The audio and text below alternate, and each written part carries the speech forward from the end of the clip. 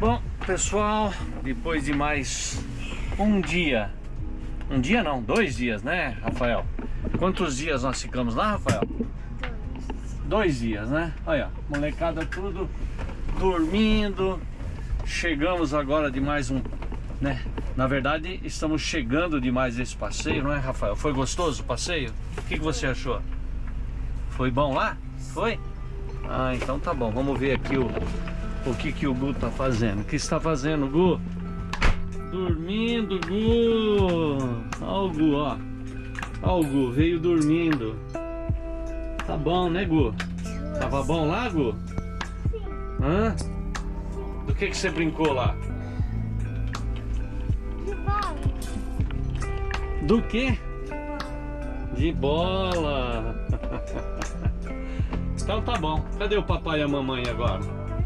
Faz quantos dias vocês estão longe do papai e da mamãe? 2. Quantos? 2. Não. 3. 3? Quem que chegou aí? Quem que abriu a porta? 6. Quem que abriu? 6 dias, né? Quem que abriu a porta?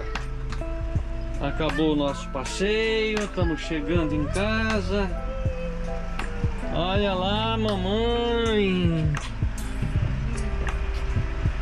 Saudade do cocôzinho. Tava com saudade do Gu, tava? Tava com muita saudade do Rafa e do Gu? Você demorou, hein? Ó quem chegou, ó. Ó o outro, ó. Ó o outro, ó. Ó o outro, ó. Tava chegamos. Chegamos. Tudo dormindo, ó. Ó a cara de sono, ó. Eu tava dormindo. E sua bunda tem areia? E aí, Bom, tudo bom? bem. O que tem aí? Hã? O que tem aqui? Você quer de volta?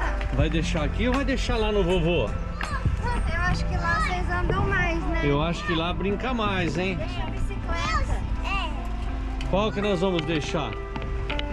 O que nós vamos deixar? O quadriciclo ou a bicicleta? Tem luz? Hã? Tem luz, olha. Vamos deixar a bicicleta? Você Hã? tava dormindo, é? A luz. Você tava dormindo? Olha a luz. Olha a luz, né? Então tá bom.